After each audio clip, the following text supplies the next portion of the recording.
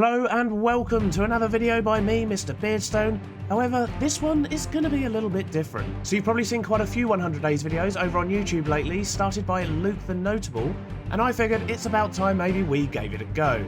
Now we all know that I'm not going to survive 100 days in hardcore, that's just a given, so we won't be doing hardcore. So I've been giving it some thought and we're going to go spend 100 days with these little guys. Up there.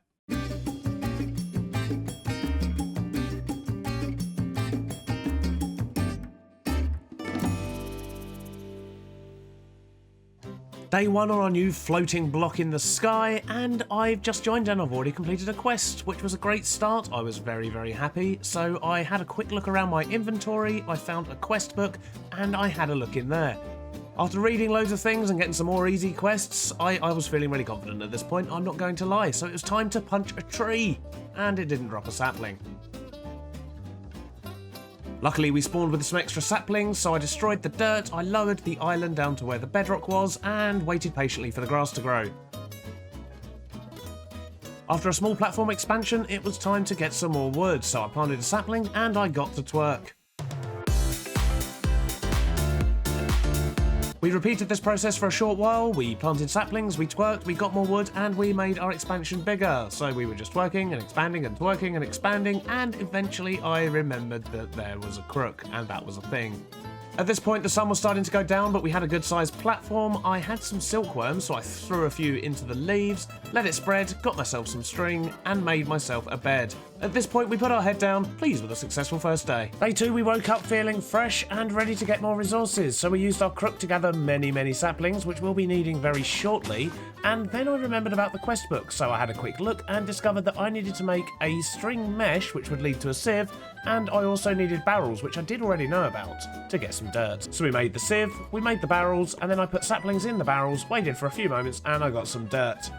I did this a few times, I then proceeded to spam the dirt into the sieve, which caused an entity explosion. But I did get some new saplings out of it, so all was good.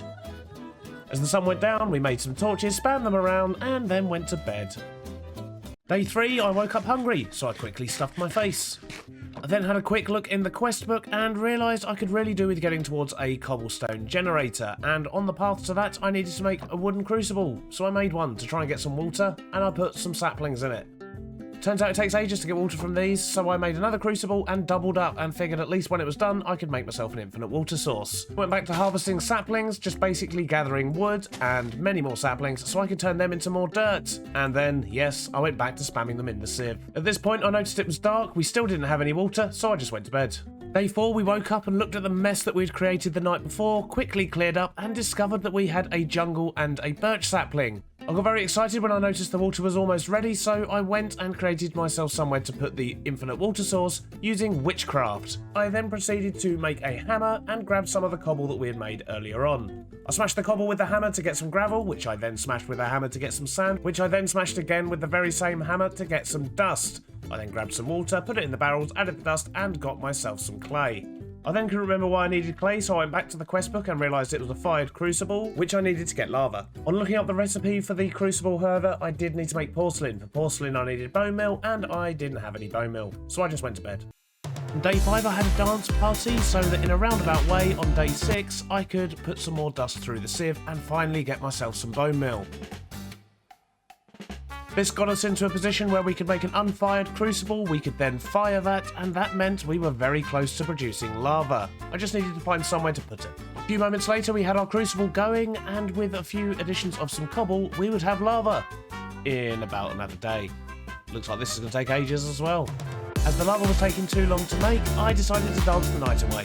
On day 7 I was knackered because I'd been up dancing all night, but on the plus side we were very close to getting our lava. However, we had nowhere to put it, so I made loads of crafting tables and proceeded to build myself a basic cobble generator. Turns out this was completely unnecessary, as I actually have all the resources to be able to make a cobble generator now that I've just made myself a hopper, so we're just going to skip this step and go straight to the cobble generator. With one of those up and running, I decide I also need a dirt generator, so I start gathering the resources to get those, the rain starts, and I decide it's time probably just to call it a night. I'm still tired. On day 8 I decided it was about time we did some upgrades, so the first thing I did was to make a couple of drawers for the cobble generator and the soon-to-be dirt generator, although we're still waiting for lava, and then I spent some time making the platform look a bit bigger and nicer. It's bees, so we're going with hexagons, and this took me far longer to make a hexagon than I care to admit. Spent most of day 9 making a second hexagon platform, only to realise I'd actually spent 2 days making octagons. Ah! I was so ashamed of myself for making octagons, not hexagons, I spent the entirety of the next day making them actually hexagons. And then I pillared up just to make sure that they were definitely hexagons. They are definitely hexagons. Day 11, I expanded out another platform so I could move my storage, and then it got dark and I promptly realised I didn't have any more torches, so I ran away and went to bed. Day 12, I woke up, I spammed some torches down, and then I had a look in the quest book again, and I discovered that I hadn't really figured out the rest of the bone meal track, so I went to go get some floral fertiliser. Upon using the floral fertiliser, some really colourful flowers appeared. I got a little bit scared and decided to ignore them for now. I then upgraded my sieve to a flint mesh and proceeded to put through hundreds of gravel. I was searching for iron. By day 13, we'd found enough iron to upgrade our mesh to an iron mesh, and we got our first diamonds. By this point, I decided I was on a quest to get the highest level mesh possible. On day 14, I did all the sieving. On day 15, I discovered magic, which made my sieving much faster. And on day 16, I harvested all the wood. I got back to some dancing. Let's be honest, I love the dancing. I awoke day 17 to notice I was slowly starving to death, so I thought now would be a good time to maybe add another hexagon and make a start on our farms. By day 18, my island paradise had started attracting visitors, who were actually just trying to sell me things. Picked up a few ink sacks, and then sent him on his way. I then spent the rest of the day planting my new field. I was still very, very hungry. Over the next 4 days, we proceeded to expand out the platforms. We added one for pumpkins and melons and created a vast field of those with the hope of turning the seeds into bone meal.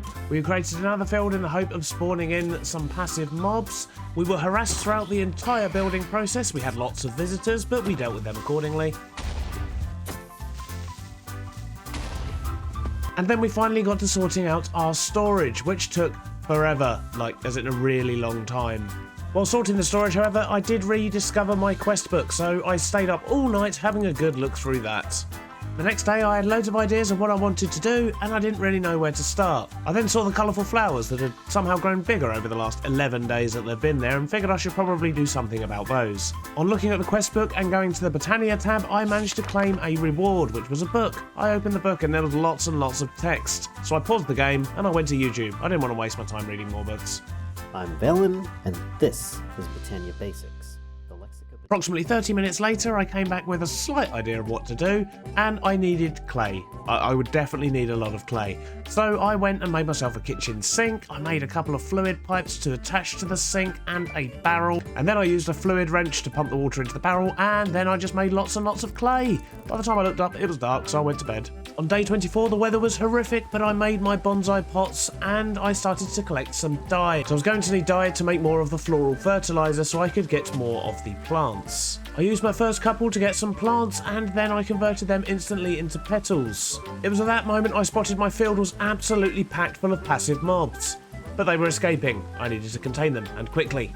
I quickly added a second layer of leaves, which it turns out were a completely different colour from the first. But that wasn't my priority right now. My priority was to get the platform in to put all the Botanica stuff on. I then stayed up all night making iron. Day 25 was a beautiful sunny day, and we were a quarter of the way through our journey. I then decided to put the Botania stuff on hold for a couple of days and get our first bee. The first thing we needed was witch water, so we got that on the go, and then we made ourselves a beehive frame and also the beehive. We then had to gather a few other things so we could make the doll, and then we threw that into the witch water to create our first bee.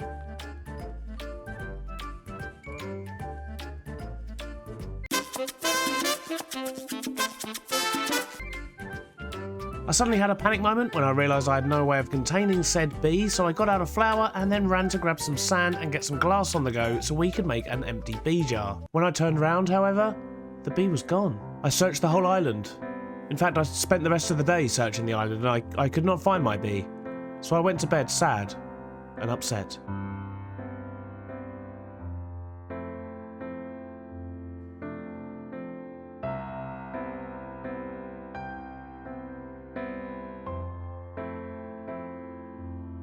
On day 26, I woke up and I was still very upset about the loss of Bernie the bee, and although I really did want to make a new one there and then, I decided it was probably best to make a start on an apiary.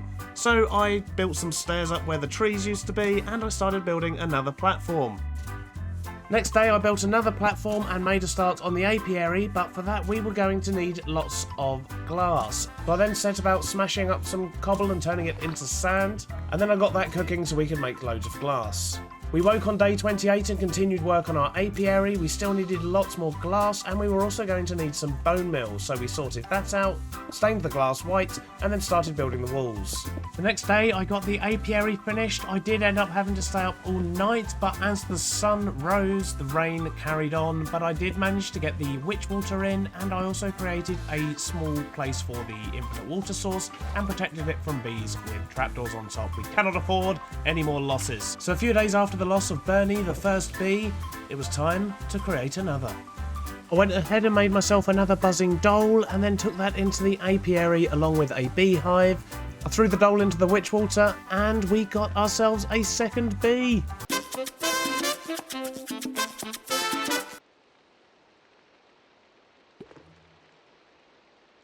Not wanting to leave this bee on his own, I then went and made a third one because I figured, well, we can't have just one bee now, can we? Another quick look at the quest book, and it appeared I had completed a thing and I found another book, which was 50 Shades of Bees, so we'll probably save that for some nighttime reading. We then set about making an upgraded beehive because, well, that was the next thing to do on the beehive quest line. After making some good progress over the last few days, I did, however, go back to the mystical gardens and I planted all of the 2 tall towers we had because I think they're supposed to do something. I mean, I seem to be needing them for the blazing dolls as well, so we're going to keep hold of them for now. I then went to bed and sat up all night reading 50 Shades of Bees. On days 31 and 32, I focused on automation because I wanted to be able to automatically collect the honeycomb from the beehives, and in order to do that, I needed an item collector. For that, I was going to need ender pearls and obsidian. Best way to do that seemed to be to go to the nether, so I made some cauldrons, I threw some cobblestone in there, started generating buckets of lava, and while that was generating, I ran around and I planted a few trees in automated botany parts. I did some more gravel sieving so I could get iron. I even moved and tidied up a few areas of the base as well because things were getting a little bit cluttered. As a happy side effect of searching for so much iron, I managed to get enough diamonds to upgrade 3 more meshes through to diamond and then all the way to emerald, which means next time we do that, hopefully we'll get even more iron.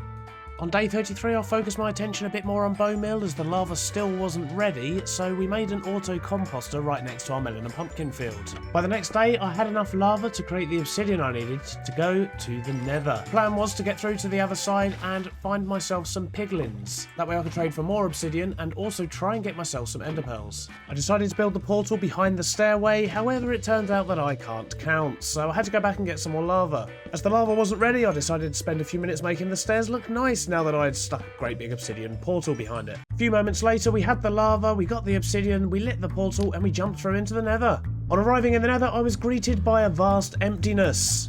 On running to the other side of the portal, however, there was a bastion.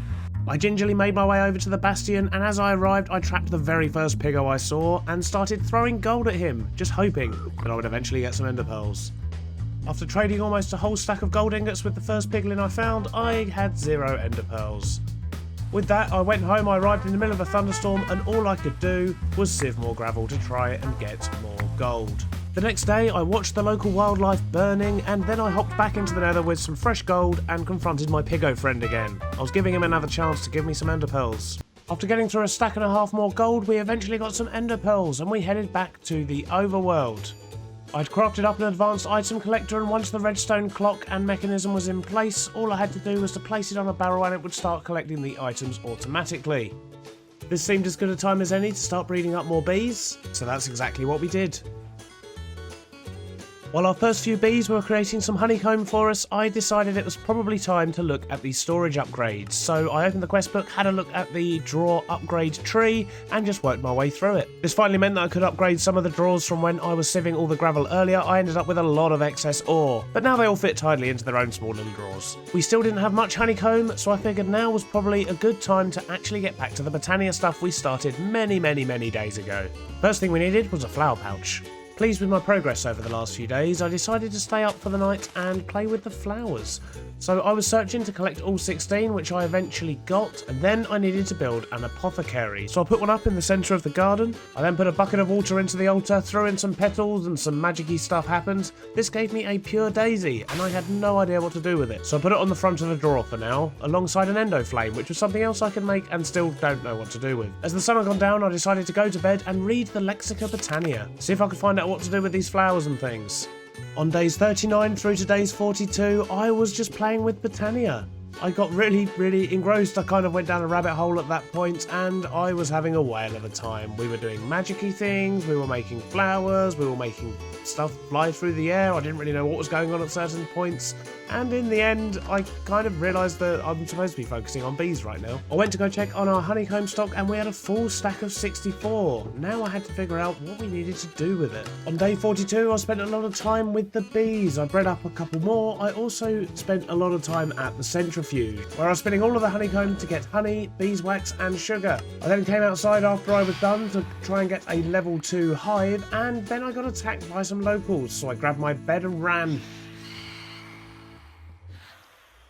On day 43, I added more botany pots and got some more trees automated while I was waiting for honeycomb. On day 44, I added a new hive and I bred some new bees. I also cleared away more mess from the starting area, and overnight I got my first resource bee, which was a coal bee. Excellent. On day 45 all the way through to day 48, I was fairly distracted with immersive engineering on my quest for power. The purpose of this was to automate some of the honeycomb process, so I first built a poke oven, I then built a blast furnace, and then I built an alloy smelter. And by this point, I realised they were taking up quite a lot of space. Overnight on day 48, I built 2 more platforms to move the big machines to and free up a bit more space down in the storage area. On day 49, I finished off the 2 new platforms and I proceeded to move all 3 of the big machines up to the top. At this point, I thought maybe there is an easier way to get power. A quick search on YouTube, and then I stayed up all night making some heat generators. By surrounding heat generators with lava, I could finally get the power I needed to have an automated centrifuge. I just had to work out how to make one, but it looked fairly simple to be honest. I'm doing some research. In order to get this working, I'd need to hook it up to the power plant, I'd need to have a constant supply of glass bottles, and also have a way of transferring items in and out of the centrifuge itself. After a quick look at the wiki and a bit of experimentation, we managed to get the centrifuge working. So it was now fully powered, it was taking the honeycomb from the apiary, and it was turning it into the resources we needed. On day 51, I finally had enough honey products to actually start doing some stuff with the bees, so I created myself some gravel and sieve bees and a sand bee as well, and I was on a quest to get iron bees.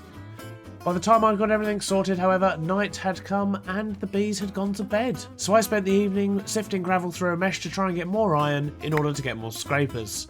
Day 52 was quite a chilled one because we needed a lot more honeycomb and honey in order to progress much further on the bee track, so we just needed to leave the bees time to make some honey and the centrifuge to do its job. We potted about the base making some bone meal, we did some more sieving, we sorted out some more botany stuff, and just generally did all the little jobs that need doing. On day 53 I spent a bit more time with the bees, and then I focused on the storage because it was turning into a bit of a mess again and I needed to expand. So I made a lot more spruce drawers and I started building at the back of the base until it started to rain, at which point I figured I should probably just go to bed. On days 54 and 55, I continued to work on the storage. It turns out this was a bit of a beast, but it should give plenty of time for more of the bee-related items to build up. On day 56, I was still working on the storage, and I decided I think I wanted to contain it and maybe get a roof on the thing. I continued to make some cobble bricks, and then I put a wall around it, and I put a roof of grass on the top. By the close of day 58, however, I decided I didn't really like it, so the very next day, I tore the whole thing down again, and decided to come up with a new plan. There was also a slight incident where I vein mined the floor and fell. I managed to quickly type in /home, but I still fell to my death. On day 59, I rebuilt the roof of the storage area, and I was much happier with the results by the time night fell. I did have to add some leaves and things to break it up a little bit, but it was definitely looking a lot better. I then went to check on my bees, and although I had lots of stuff, I noticed I didn't have any iron, and I still hadn't had any iron honeycomb, and it had been quite a while by this point. Disappointed that my iron bees hadn't produced anything, I watched the sunrise, and as I was doing so, I noticed in my inventory that I had a Mr. Beardstone head, which I can only assume came from my death. Placed this on a barrel, found a trader who was selling a beacon, so promptly bought one of those. Placed a bunch more leaves around the storage, and then, well, it was pretty much time for a dance party. The purpose of the dance party was of course to get more leaves, but as a side effect we did manage to boost our wood stocks again. Our next task was to go and look at the bees and find out why the iron bees were not producing anything, and I realised at this stage it was probably best to start separating them. On day 60 I still hadn't had any iron honeycomb, so I did a little bit of research in the 50 Shades of Bees book. This led to the discovery of something called a Beepedia, so I went out of my way to make one of those, ran into the hive and started frantically clicking on all the bees. But on clicking on the iron bee, this led me to find out that they needed a block of iron instead of regular flowers. So I was going to have to make sure I check all the bees from now on and give these guys a block of iron to feast on. I then stayed up all night reading the rest of the book just to see if there was anything else I had missed, and something called a honey dipper seemed to be next on my radar. The honey dipper allows me to set hive and flower positions for the bees, which means I can make them more efficient by making them not have to travel so far. On day 61 I made a decision to improve the bee apiary, and I was actually going to separate all the different resource bees. In order to do that, I was going to need to build more platforms, and in order to do that, I needed to fix my Paxel, so I went back to sieving. During the night I also had another visitor from somebody named Death Row, which didn't bode well, so I dispatched him and tried to find out where he may have spawned.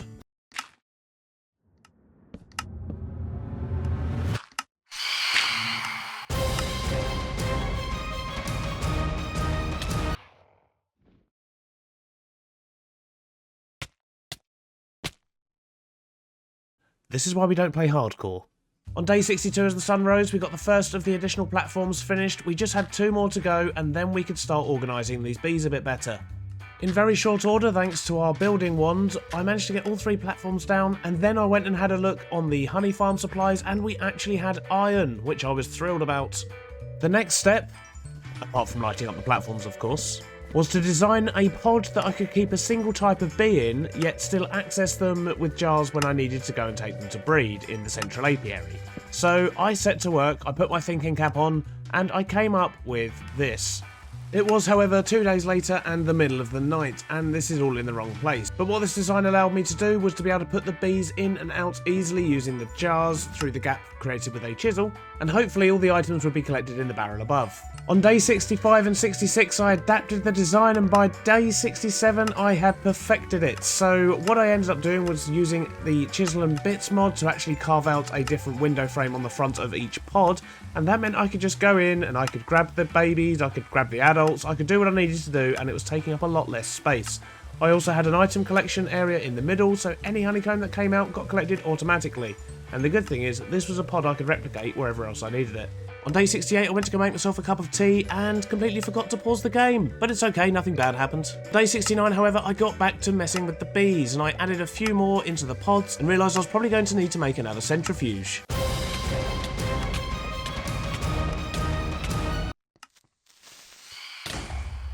So the very next day, that's exactly what I did. Despite some objections from the locals and some mild panic, we did manage to get the centrifuge all hooked up, powered, supplied, and producing exactly what we needed. Spent most of the next day fiddling with a few things here and there at the new apiary, and finally I managed to get everything fully automated. Now I just had to build some more and get some new bees. Sadly, the footage from day 72 to 75 got corrupted, but here's a quick summary. Glass, placing the glass, apiary. And then on day 76 we got to creating more pods. The idea here was we would have one giant apiary with some free roaming bees, and then pods that have got the ones that are collecting specific resources. We made good progress throughout the day, and by the evening I was using the chisel and bits mod to make the fronts of each hive. This took all night and well into the next day, but by the end of it we were ready with 2 more pods, at least on the surface. I then made a bunch of tier 1 hives, got those put in place, and at that point I realised I was going to need more ender pearls. Faced with the daunting task of going back to the nether for a number of days and throwing gold at piggos, I wondered if there was an easier way, so I had a quick look in the Beepedia. So there was indeed an ender bee, but in order to get one I would need a cobblestone bee and a pigman bee. We didn't have a pigman bee. On backtracking through the book I found out that if I bred a sieve bee with a dust bee, I could get a pigman bee. So it wasn't too difficult, it wasn't too far away, we had plenty of glowstone dust and other things we needed to feed them, and from this we could get the ender honeycomb, which we could inevitably turn into ender pearls. We spent most of day 78 building a bee breeder, and on checking the Beepedia again just to make sure I had the right bees in there, I did actually notice that there was only a 10% chance that I'd get a pigman bee. A little bit more research and it looked like there were actually 9 bees I could get altogether. together from these. So if I wanted to get the one I wanted, I was probably going to need more dirt and more sieve bees. I have no idea if the game felt sorry for me, but the very first bee I got was actually the pigman bee, which was the one I wanted. This was excellent news, and I promptly gave the pigman a home of his own. On day 79, I did some more bee breeding, and I managed to get myself a Certus quartz bee. No idea what that is, so I just stuck it on the front of a box, and then I also managed to get a couple of blaze bees, which I didn't have anywhere to put at the moment because I still needed item collectors for the other 2 pods, and that's the very reason we needed ender pearls in the first place. Knowing I could only breed them a few times a day per bee, I decided to make a start on the platforms outside and cleaning things up, so first thing to do was to remove the slabs. By the time night came on day 80, I'd swapped out both platforms for grass, and I was ready to start putting some buildings on here. The idea was, if I put buildings here, I could hide these structures that we've got just standing outside here inside them and make the whole area just look a whole lot nicer than it currently did, because it looked a mess. On day 81, we were ready to try and get our first ender bee. So I grabbed the pigman bee, he tried to make a run for it, but I soon got him back in his cage, bred him with the cobble bee, and got our very first ender bee. One quick check in the Beepedia told us that we needed an ender ingot block in order to let it feed. A little bit more research, this meant we would need 9 ender pearls. A bit of time searching through the JEI basically revealed we would probably need lots of endstone, because sieving crushed endstone seemed to be the most convenient way. We tried the piggling method, that didn't work, the bees didn't work, so this was our next best plan. However, we had to find a way to get to the end. Well, it looked like our way to the end was going to be with an end cake, and for that we needed Eyes of Ender, and for that, yep, you guessed it, we needed 6 ender pearls.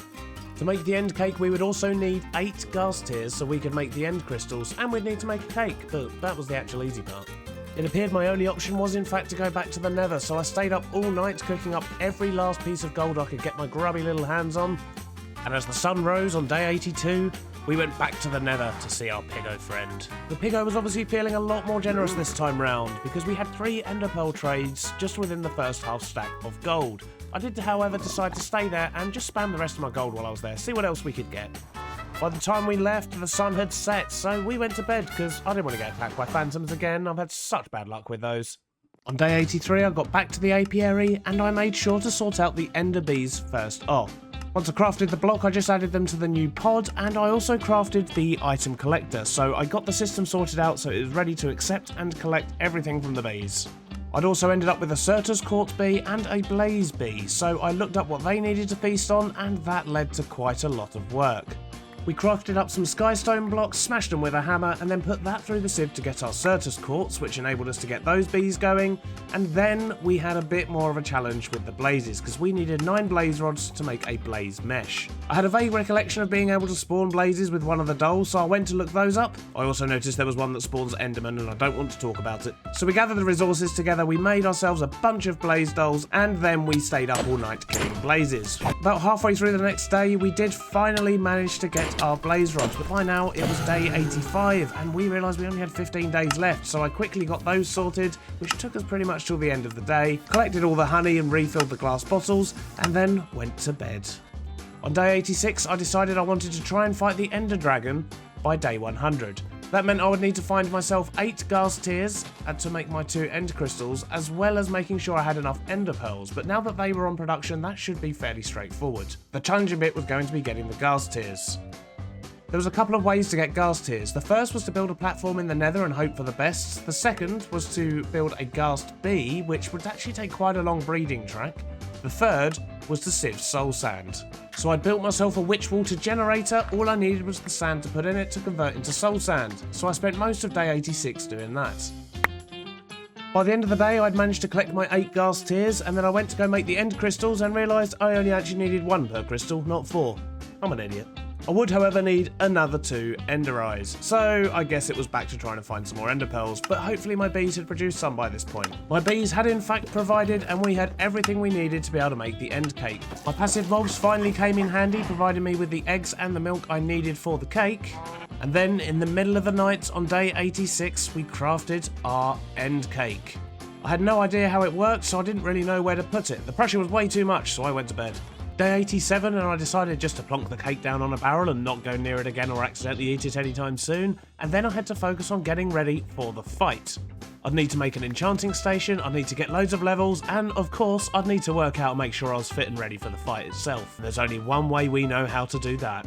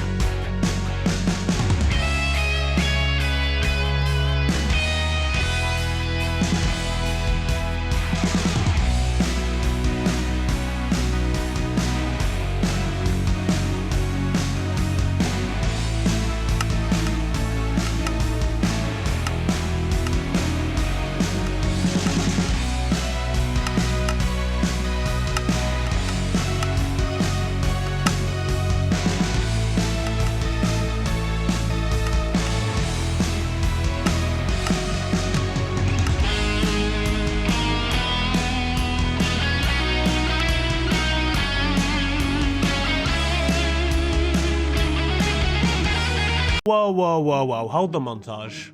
What's that on my minimap? Is that a bee?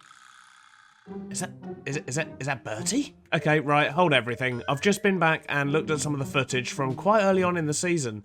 And when we were looking for Bertie, our first bee, that bee was on the radar. The closer one to us was already on the radar. I think as the ultimate test of our strength and devotion to this dragon fight, we should try and save Bertie. It's day 92. That gives us, what, 8 days left to save Bertie, fight the dragon, and save the world. We can do this. My first thought was to use the old water trick to go down, get as close as I could to the bees, and see if I could grab them that way. Although on testing, I realised I was probably going to drown before I got anywhere near them, so I promptly rose back to the surface before that happened. I then went on a little search to see if there was a way of flying, and charms seemed to be my best bet, but even in there, the angel ring was way out of reach for now.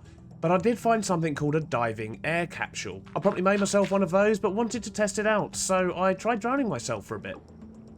Although the air in the capsule is unlimited, the durability was not, so I decided to make a couple more just to make sure that I would definitely not drown when I was trying to save the bees. More comfortable now that I had more than one of the air capsules, I decided to grab a couple of jars and give the rescue an attempt.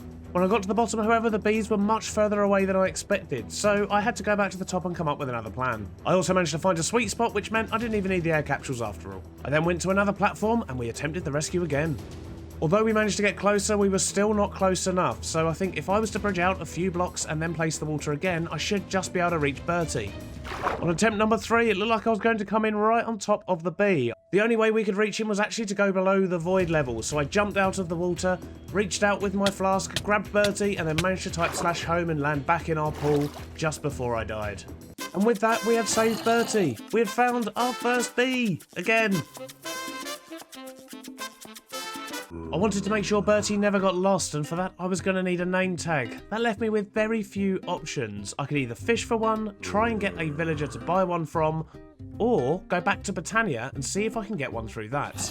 At least that was my plan until I realised I didn't have any ink sacs. Defeated on that front and watching the sun go down, I decided maybe fishing was the best way after all. So we made our pond bigger and spent the night doing just that, hoping for the best. A few moments later it occurred to me I could probably enchant my rod, so I threw it into the enchanting table and I could get something called Magnet. I had no idea what that did, but considering I was after a metal name tag, that seemed like a good move. The Magnet enchant didn't seem to be making a blind bit of difference, but we carried on fishing as it was raining the next day, and to be honest, it was quite relaxing. I ended up fishing all day for day 93, and I fished all night as well, because the rain continued, and that did increase our odds of getting something good. We didn't get something good. As the sun rose on day 94, I still didn't have a name tag, but I had a bit of a conscience. You see, when you're just standing there fishing, you do a lot of thinking, and when you do a lot of thinking, you remember that there's another bee still down in the void, and I can't leave him there, so I decide to go on another rescue mission. We used the same method as last time, bridging out using the minimap to get directly above the bee, and then we went down the water tube. Our first attempt failed. So we moved the bridge, went down again, and then we got him. We had rescued both the bees, and they now had a new home. They just didn't have their proper names yet because I couldn't get any name tags. During the night of day 94, I just went back to fishing. On day 95, I made a bit more space for my bees, just because they weren't really producing as much as they should have been, and it seemed to fix the problem. On day 96, I needed to restock on glass, because I needed all the glass bottles further down the line. I then got attacked in the middle of the night, which was a bit rude. On day 97, I did all the farming, and I also collected some bone meal as well, and then I just went fishing for the night. On day 98, I had enough glass to be able to make some bottles so I could at least partially refill the honey collectors. I then grabbed all the wonderful goodies the bees had been making for me and spent the rest of the day sorting those into storage. On day 99, we were making our final preparations for the dragon fight. We relaxed. We knew it was a big day tomorrow. We enchanted our chest plate, and then we just made sure that our inventory was exactly how it needed to be for the rumble. Once I had everything set, I went to bed. I needed to make sure I had a good night's sleep before tomorrow's ruck. On the last day, we woke up and ran straight to the cake to go and click on it and enter the fight. However, when we clicked on it, nothing happened. Turned out I needed to have an empty hand. With the first hurdle passed, we threw ourselves into battle.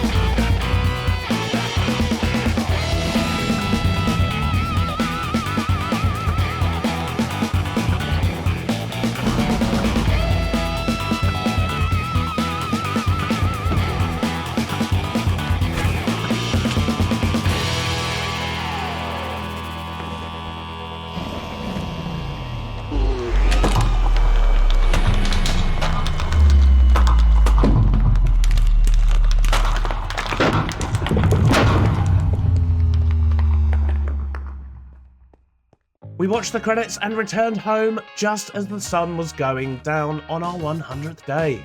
And with that, I stood on the roof of my storage as the sun went down and contemplated the lands which I had created up here. And I wondered, would people want to see 200 days? As I'm sure you can imagine, this video took a lot of effort to make, so if you have enjoyed it, please do leave a like and subscribe if you want more. And let me know if you want to see another 100 days in Skybees, because I'm not gonna lie, I'm having a whale of a time over here, and I hope you've enjoyed it too. Until next time, bye bye now.